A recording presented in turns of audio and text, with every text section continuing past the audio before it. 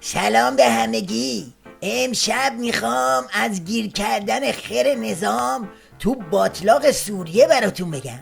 میخوام از سرازیر شدن زهر بر شام تو حلقوم ولایت براتون بگم.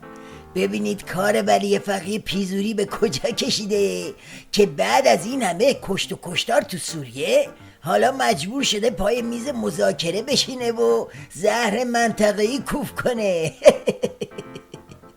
یکی این که ما گفتیم که طرفهای موضوع سوریه مردم سوریه هستن، ما طرف موضوع سوریه نیستیم. ما کسانی هستیم که توی جلسه جمع شدیم برای اینکه کمک بکنیم، حد اکثر تسهیل بکنیم راه حل سیاسی برای سوریه رو.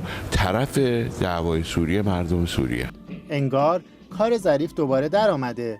بعد از تجربه بارها مذاکرات هسته‌ای، حالا انگار این بار نوبت مذاکرات سوریه است. بله، این بار نوبت زهرخوری تو سوریه است. تازه این که چیزی نیست، نوبت باقی جام زهرا هم میرسه. بز بیاری پشت بز بیاری، توپوزی پشت توپوزی. هنوز عظما لبش رو به جام زهر نزدیک نکرده، پس لرزه های زهرخوری شروع شده. حالا وای به حال این که زهر منطقه‌ای رو پاتیل پاتیل بره بالا. اشتون کارتر وزیر دفاع آمریکا ساعتی بعد از پایان نشست وین گفت نیروهای ما برای تقویت گروه‌های مخالف میانه رو به سوریه اعزام می‌شوند. حضور نظامی در سوریه.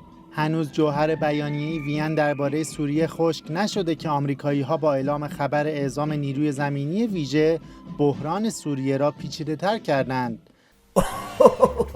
چی فکر میکردن چی شد؟ ولی فقیه بدبختی که میخواست با پوتین جای پاشو تو سوریه حفظ کنه حالا داره نعلینش هم از دست میده.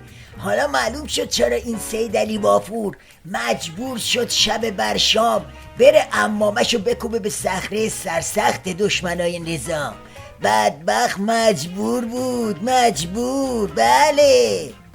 ذكرت وكالات أنباء إيرانية مختلفة أن 11 عسكريا إيرانيا بينهم ضباط في الحرس الثوري وقياديون في قوات البسيج قتلوا في سوريا باشتباكات مع قوات المعارضة السورية. وقالت الوكالات إن معظم هؤلاء سقطوا في المعارك الدائرة في محافظة حلب، وبذلك يرتفع عدد القتلى العسكريين الإيرانيين منذ إعلان الحرس الثوري الإيراني زيادة أعداد مستشاري العسكريين في سوريا إلى نحو 26 قتلا. وتلك مسألة جدلية في الداخل الإيراني. يقول مرتاد موقع إلكتروني إن من الخطأ فقدان القادة الإيرانيين بهذا الشكل، ويقول آخر إنه رهن إشارة المرشد خامنئي ومستعد للتطوع للقتال في سوريا متى أمره بذلك. وقتی هر روز خبر پاسدارای ترکیده تو اندرونی نظام میپیچه همین میشه دیگه.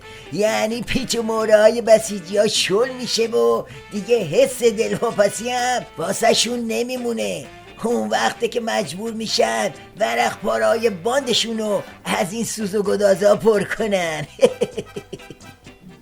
ظریف در حاشیه گفتگوهای سوریه 2 بار با جان کری دیدار کرد. برجام یا برشام.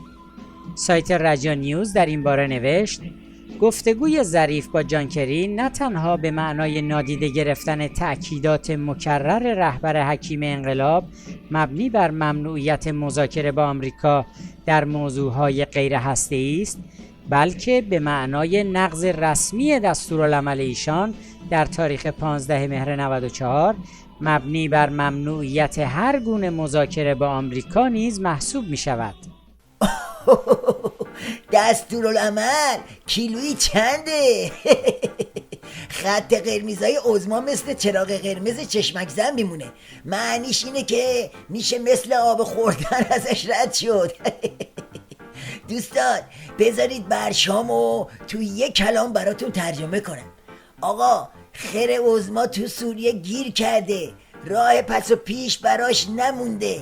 زدن دم و دستگاهشو درب و داغون کردن، واسه همینم راهی جز دخیل بستن به روسیه، اونم پای میز مذاکره واسش نمونده. روشن شد. تا یه شب دیگه و یه موشکاپ دیگه زد زیاد.